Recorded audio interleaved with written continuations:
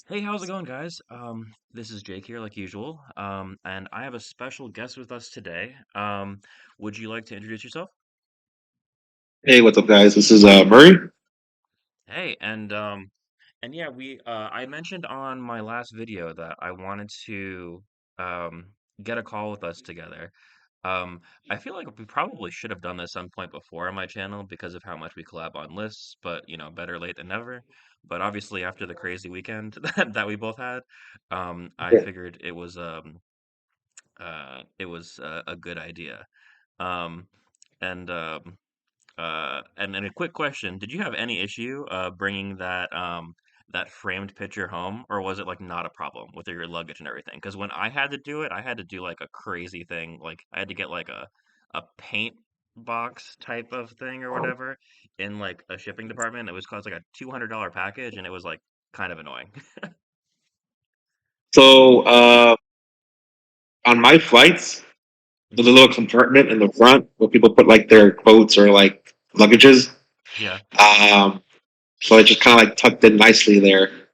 yeah, not So bad. yeah, or like in the overhead bin, there'd be like an empty one. So I just put it in there, and I'd have any issues. Oh, perfect. All right. It felt kind of weird carrying it around. Yeah, it felt weird, kind of weird carrying it around the airport. You know. Yeah, I know, right? I was so worried about all that, and honestly, like at a certain point, like I mean, like at least with the Vegas one, like because like the bonus prize there was like straight cash. I was like, whatever, I can drop like 170 or whatever you guys need on me to ship this. Like whatever, I just got money, so screw it. Like, um, um, but all right. Well, anyways, so, uh, most of this was pretty informal, but I do have some structured like talking points to go over. So I figured this would be a good Yeah. discussion. I know like a lot of people have probably seen both of our videos where we actually going over the deck list and like kind of describe the deck list, but um, it figured it might be interesting like hearing from us talking about it together and also like our tournament experiences and stuff like that on it and like our thoughts in general. Sound good to you? Yeah. Perfect. All right, cool. Well, so Um, this is the first major event in over a year at this point that each one of us had switched over to Prisma Glads. I know for me it's been a couple years at the very least, and previously though we had both had separate success playing the Dust Tornado build. Um, like I had the win at Vegas. I know that you had at the end of 2024 there was the undefeated in Swiss at Arbet, New York, I believe, and then also Yes. you topped the PPG as well with the 41 build. So I know we both had a lot of like good experiences with the 41 Dust Tornado build. Um, what what are your thoughts on why that build worked for us for so long, and then why we took a switch recently to the Prisma build? Okay. Sure. So when we first started collabing on this, it was like at the beginning of 2024, right? Yeah. So at the time, um, the kind of decks people were playing, so like stuff like Hero Beat was like still barely played. Like it wasn't too unreasonable to see Hero Beat at least once in a major. Hmm. Um, and I felt like, I mean, Value and Blackman were still around, but that's like whatever. But the format wasn't like too crazy on like combo decks or like these crazy high ceiling decks that want to kill you on turn two. I mean, Dragon Turbo was still around, but I mean that was a niche matchup even Yeah. then. So I felt like you could get away with trying to just build the deck to, I guess, be insulated against the all the black and hero beat running around. Hmm. Because we started off playing like Secutor, Prisma, and all that stuff, but slowly you just started moving away from that. Hmm. You know, yeah. So basically, the reason why it worked for us back then was because you weren't getting punished for it Yep. because yeah, most decks weren't trying to kill you by turn two or three. So Yeah, yeah, no, that makes sense. And like, and And like to add on to that, like you said, with how much Hero Beat was going around, even though it was beginning to wane, there was such a focus on Blackwing and Bayou. It was literally like you would go through like 8 rounds in Swiss and play 8 Blackwing, or sorry, play 3 Blackwing, 3 Bayou. Like it wasn't anywhere as close to right now. And so it was a super hyper consolidated format. So you could kind of like Yeah, hyper focus on what you were doing. And like I remember we had the discussion like we were willing to afford the power in some of like our good matchups of like not having Secator in the main Prisma, stuff like that, and like to just make sure that like we can hit into Vayus and Blackwings and Hero Beats weak points to make sure that we're not screwed, you know? well, I feel like a lot of the other decks that we so the big point, a lot of the decks we were already good into, like frogs, plant decks, lightsworn decks, they all got faster. Yep, Um, lightsworn just turned into twilight. Um, frogs, frog are DK now, yep, and then the plant decks are like all gigabytes now. So all those decks got faster. Um, so it felt like whereas before they weren't like that. yep. So if we were fine playing the deck the way we were. Mhm. So seeing just how crazy those decks have gotten, even the Machina decks too, they're all playing like Jinzo now or something like that. Yeah, Like that just warranted bringing back Prisma and Secutor. yeah. Because ultimately, those decks were increasing their ceiling and um like pulling out some defense to increase their ceiling and increase their Yeah. explosiveness. And because of that, we since they were going to play more of a faster and more of an unfair game, we couldn't afford to be playing such a fair game like we were in our old build, and we need to make sure to add more unfair plays, more explosive plays that could close out the game, basically, right? Pretty much. That's basically why I started um, playing Prisma again. So Yeah, exactly. Yeah, no, and it makes complete sense. I remember that's effectively discussion we landed on. Um, I think it was like maybe like somewhere across the last 6 months we kind of landed on that, and yeah, this tournament on Riley just happened to be the first one that we ended up attending since we made the switch. yeah. I think my only hesitation Huh? from making the switch completely was like the Blackwing matchup. Yeah. Because like originally that was like our biggest thing. Like, oh, okay, Prisma's was kind of weak in the Blackwing, but Shay Simpson won Worlds that a little after that. Yeah, So I guess seeing Chase win with Prisma Glads kind of like solidified. Okay, we can play this deck again and not and feel pretty good about it. You know. yeah. It gave me the same thought that I was probably a little overestimating like how bad Prisma could be into Blackwings because I remember he played across Blackwings before I switched in top 8. He played like 5 Blackwings, and he Yeah. beat like just about every one of them. I think he took one loss to Blackwings in Swiss, and then he won out.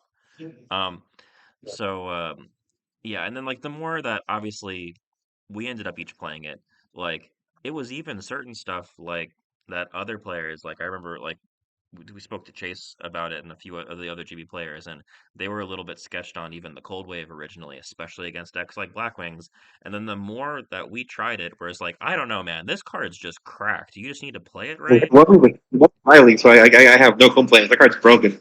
Yeah, this card's so broken. Like I swear there was like two different instances where I wasn't busy in a match or something like that, and I walked over to the big screen to watch your feature match, and like for like 2 minutes, I think it was like one of your Swiss rounds.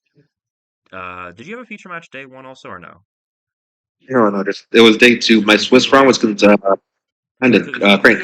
had two Swiss feature matches, right? Like I just in think this one. Swiss. Oh, just one? Okay, that's what it was. Yeah. Oh, so no, never mind. You're right. You're right. I remember, I remember having a moment in both feature matches that I watched for like the 2 minutes that I was able to watch it. Um, I was like, this is the perfect spot if right now Murray just goes draw, drop Cold Wave. I love this guy. And both times you ended up doing it. I was like, yep, there we go. Like, Yeah, card's broken. yeah, cards broken. Yeah. Um, but yeah, and it's just like a man, like people always get worried about that card with like Oh, well, what if they have the killback? What if they have like sure Kalut whiteboard or sure Kalut do X, Y, and Z or yada yada yada. But like as long as you keep gas in your hand for the following turn, you're fine. Like if your hand ends on like Laquari Geyserus pass after a cold wave, because you're not like pigeon-toed into making a herc. You don't have to make a herc after a cold wave. There can't play spells and traps anyways, you know? Um, so if you end up making like a Laquari Geyserus, if your hand just still has like a Prisma or like especially like a GB Tiger in it, you're super solid. They can do as much damage as they want, and you probably just kill them under having no back row, you know? Yeah, And then you can make yeah, a herc of afterwards. course. Yeah. Um, but no, I completely agree though. Okay, all right. So, um, another point I wanted to bring up is because a lot of people, I'm sure, have asked you this in your videos and even the Discord, and they asked me as well. But how how did we land on this exact deck list? Like, obviously, 44 cards is strange in general, um, Well, for any deck, and there's obviously a couple abnormal choices in the deck as well, like the double Darius one a quest, like the one Wabaku, things like that, right? So, what are your thoughts? sure, I'll take over. Yeah, yeah, So, yeah. I, First the deck count, and then like obviously, it can extend on to like individual card choices that impact the deck count. for sure. Um, so originally we were I was testing a 42 card list similar to Trace, right? Yep, yep. Um, and one of the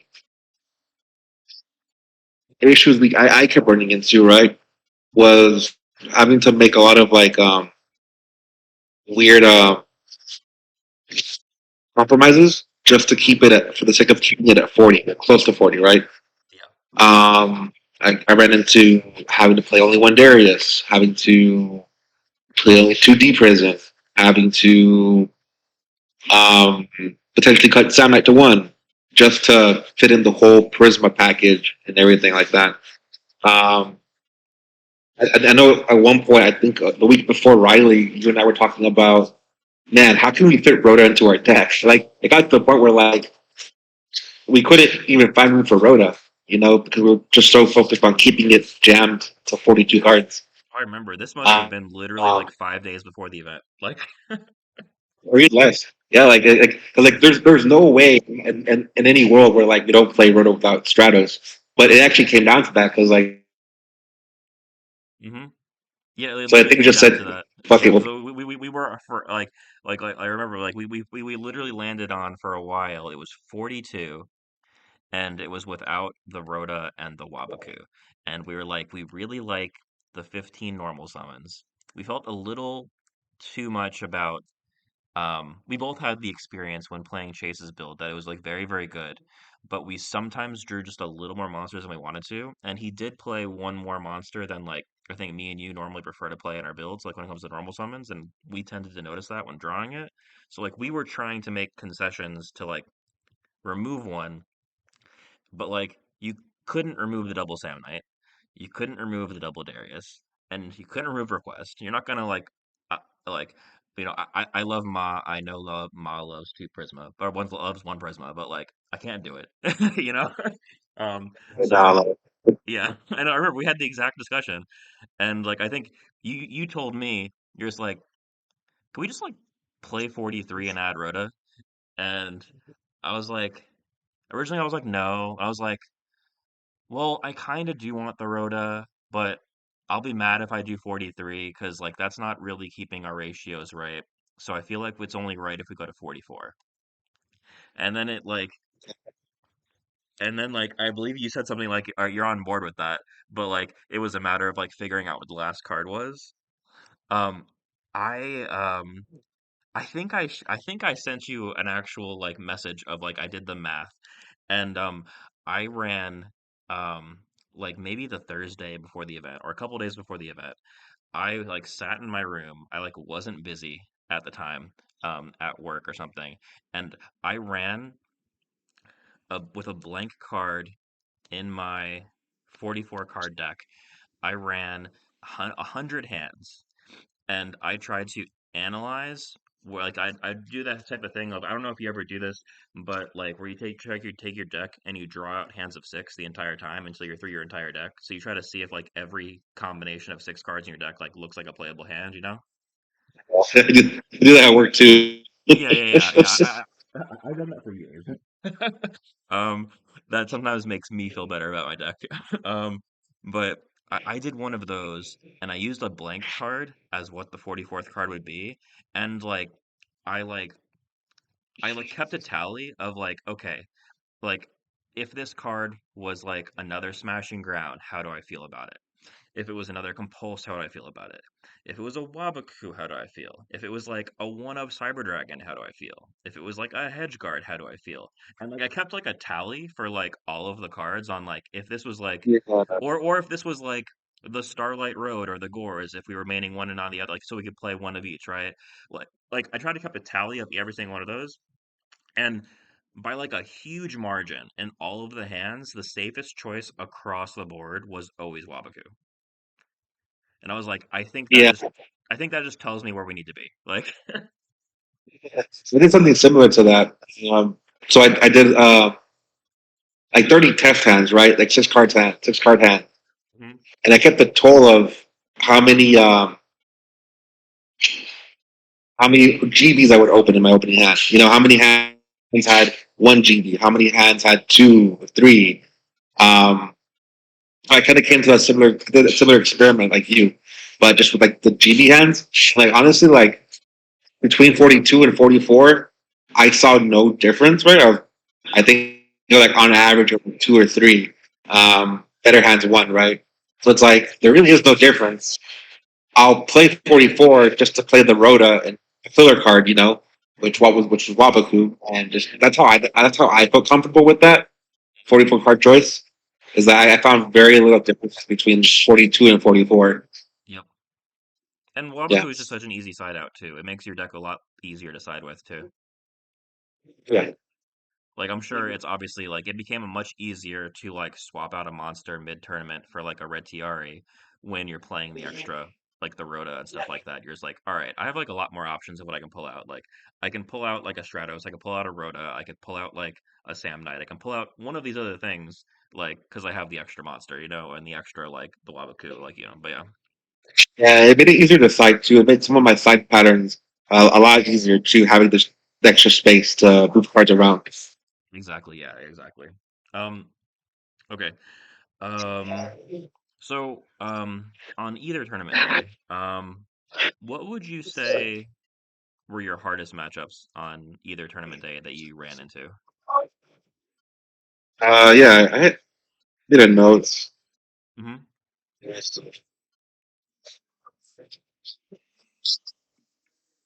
So, for hardest matchup, probably the mirror match. Yeah, yeah, I played yeah, probably the mirror match. Yeah, I played three of them.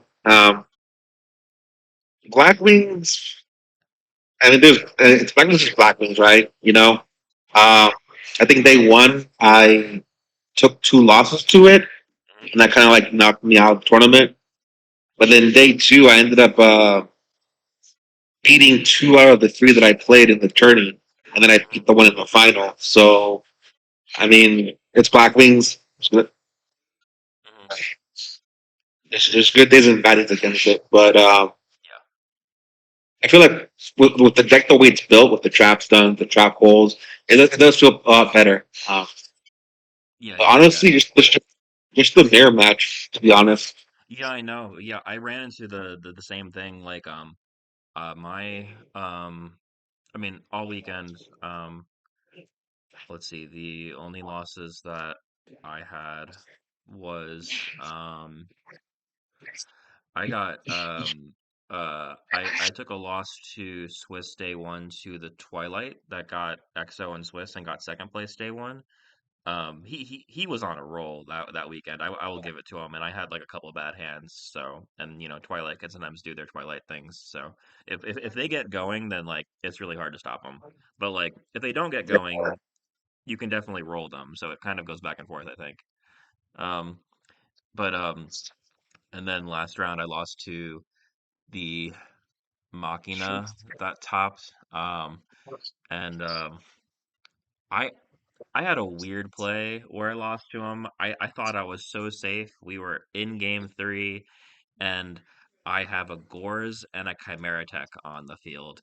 And I go attack, attack, and game three, he Gores me for 227. So I'm just like, why is there a Gores in the deck against GB's game three? I'm so confused, but I lost to it. So Yeah, I lost it. yeah, I know, right? What a master. But either way, my breakers were good at that point, so I was at least able to top it. And then yeah, day two, my only Sliss loss was funny enough was to a friend of mine. I somehow played against two trap dragons in Swiss. I never thought I'd say that, but I played against two back to back, and one of them was a friend that I traveled with. He has played that deck for as long as we've played GBs, so like he definitely knows what he's doing with that deck. And I and he's played against me at locals so many times that he has like such a heavy GB side. Like I think he sides like 12 cards for GBs. So he did get there against me because he's overly prepared for GBs, and also he is overly prepared for me specifically. So, but I was Yeah. still able to at least X1 there. And then obviously, unfortunately, we got paired in top eight. So going back to so day one, you told me like I think it was like round three, right? Yep. You told me that your first 3 rounds. I thought this was like unbelievable. Oh Your yeah. first 3 rounds, 2 hero beats and a solidarity gadget, and like there's no way like Yeah. you beat them all. Like what's going on here? Yeah. Like I can't believe this. Yeah, I know, I know. Yeah, getting onto that point, I say those are definitely our worst matchups in the format, but they are definitely underplayed decks in the format. So you normally shouldn't run into them. Normally, I don't No, I really. yeah, I think it's because Riley was definitely hyped for having a lot of known GB players like in the area. So there were a lot of people that were trying to metagame for GBs, I think. That's probably why I ran into Hero Beat, and Solidarity Gadgets, but it could be any reason, I guess. But yeah, I don't know fully how I pulled that off. I'd say that Hero Beat, thankfully, I have a really good Hero Beat player in my local area, and I play test constantly against him, like almost every other week for like the last year. And I've lost to him Yeah, enough times that I think I've finally gotten like the play style of like it's still a bad matchup, but like I know how to like mitigate my losses to the matchup. So like I think that really helped me, the fact that I played against two hero beats. um and the solidarity gadget, I I mean, like, it was really close. I mean, like, I thought I was cooked game one. And the very last turn of game one, I was able to cold wave Herc in defense mode, and then just deck him out. And then game two, I nice. opened up. Yeah, and then yeah, I decked him out. Probably my most memorable game right there. I decked him out, and after a couple turns of the Herc, of just passing Herc in defense mode, I was like, I'm just gonna keep doing this until you deck out. He's like, yeah, okay, next game. And then game two, I opened up two Cyber Dragons. So. That did it, yeah. So yeah, I don't understand how that was my first three rounds, but we got there anyways. But yeah, I was also speaking of because that was probably like one of my most memorable games because of that. But did you have like a most memorable game? Like obviously, like I'm assuming the finals is for sure one for you. But was there any like other games that like stood out for you over the weekend? um, a lot of them were just like business as usual. Just Mm-hmm. GB stuff happens. Um, I guess the ones versus the GB mirrors. Yeah, It's right. crazy. Like Yeah, so, like yeah. it's one thing to play a match, right? Mm-hmm. But playing against three of like our own boys too at the same time, it's like Yeah, I that's know. crazy, bro. Like Cause like I've played so many mirror matches in the past at tournaments, but like they weren't like they weren't GB players that I'd consider like some of the best GB players like in Edison, right? And yeah, it's vastly different. Like the GB matchup does have some high rolls, but like if if you know the mirror match better than the other person, you can outmaneuver them normally. Like normally they're not sighting correctly. Like normally they aren't prioritizing certain play patterns. They're not properly playing around trap stun, like certain things like that. And you can get a leg up on them but like when you know, like when we played so many mirrors of people that we are literally in a Discord with, discussing ideas and strategies with 24/7, and Yeah, it made it so it's like I know exactly what your plan is, you know exactly what mine is, and like part of it feels like whoever draws the better hand, or if we draw comparable hands, it's like who guesses at the right back rows to navigate around, you know? yeah. So I got sent to the Coliseum that day. That was crazy. Like Yeah, right. I don't know how I pulled off. Jesus Christ. Yeah, yeah, exactly. Because I mean, yeah, because yeah, because like in Swiss, you played against Simpson, you played against Crank, you played against me in Top Cut, and then in Swiss, I played against Johnson, and then obviously we played in Top Cut. Like it was a GB mirror day. Like, um, but but yeah, that was crazy. And then as um we'll uh get in, well, I mean, well, as we've probably brought up too, is the GB mirror being the most like being the one that like the matchup that like I respect the most now out of that weekend, to where like we've had talks recently about like, all right, how do we fit econ on our side? How do we fit a second econ on our side? Because like I need to just be able to have a leg on the mirror, you know, like so there's been a lot of talks like that, but yeah. Okay, all right. So um all right, so obviously when it comes to the other weekend, you winning day two and then me topping both days is obviously a hell of a statement. For our deck list, or especially our 44 card deck list. Um, how do you feel in general about GBs and their place in the meta for the coming year? Yeah, for sure, sure. So honestly, I feel like it's here to stay. Yep. It's not gonna go anywhere. Um, I know, like I think we're past the point of like the beams, right? That's like a tier three deck. It's a cope deck. No, but I think it's here to stay for sure. Hmm. Yeah. No, I think we're way past that. You could even tell by the numbers at Riley, because they had like the stats of like both the days on the screen. GB's day one were like fourth most represented deck by like even by like a small margin. They were almost third most represented deck day one, and day two they were third most represented deck. Um, I I I mean like I know like some of us has talked about it, but I generally think that there is an argument that GB's is like officially top three deck in format now. Like it's not just like top five, but it's like it's obviously for sure been top five at least for a while now, in my opinion. Oh, yeah, for sure. Yeah, yeah, for sure. Um, okay, and obviously I brought up like the econs thing, but is there what are your thoughts about how you'd want to adjust the deck post the event? Obviously the deck was fire all event, but I'm sure there's like, you know, some thoughts somewhere on like kind of adjustments you'd want to make to the deck for future tournaments. For sure. So I think the main deck. So I like my main deck. I really touch it. Um, I think it's just taking out the road for the gores. Yep. That was the only thing that I would do moving forward. Hmm. Um, I think gores is just better in most situations. Uh, it's better in simplified game states. Top deck it, and so that's one thing I would do. And then Hmm. side deck wise, like almost immediately after Riley, I put two econs in my side deck. Yep. Because I was like, you know what? Fuck this. I'm not playing games anymore. I just don't want to ever have to play that many beers again. Yeah. No, I completely agree. Yeah, I had the same mindset. I think we talked for like about a week. I'm like, all right, how do we fit BrainCon and two econs in our side deck? Because like we managed to fit the BrainCon beforehand. Like even when it came to day two, I fit in an econ.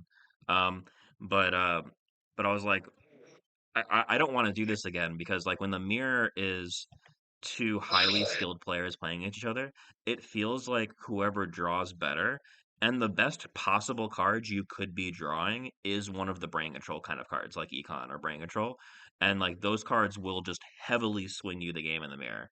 So I was like, I need to just respect the mirror more, and I need to actually dedicate side for them. Yeah.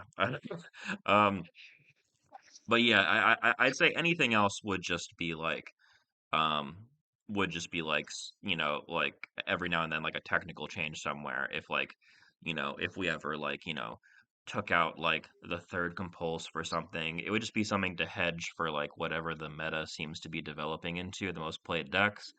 But like the biggest thing I think we both came away with afterwards was we need to respect the mirror in our side deck.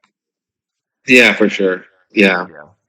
um so and yeah, the other question I want to ask is so for the coming year, what, or at least for the next few months, do you have any events that you already have booked or plan on going to for the next event? Oh yeah, for sure. So I'll be at Vegas. Hmm. I'm gonna go ahead and defend that title. Yeah, yeah. Uh, there's one in Texas happening later this year, so that's easy for me because I live in that state. Oh yeah, for sure. Uh, New York's a huge maybe. We'll see on that. That was a huge maybe for me. But apparently, on the Discord for the LDS, there's like an invitation or something like that Yeah, yeah, that yeah. they're I did doing. see that, so I guess we'll have to plan for that one too. For sure. It's like another world type event, so that's pretty cool. Yeah, yeah. Um, Yeah, I'm gonna for sure be grinding these events, and whatever else is happening during the year. yeah, yeah. Exactly, exactly. Like I'm in the same boat. So like yeah, the next event that I have booked right now is Vegas as well. Like you have to defend the title. I need to see if I can just proceed to just top every single LDS event, like Johnson said. He's Yeah, like, he literally yeah, said, you have to go because I think you just need to not go. You need to go until you don't top one. So I was yes, like, yeah. that's fair. That's the plan. So yeah, I just need to actually, win in top cut. But besides that,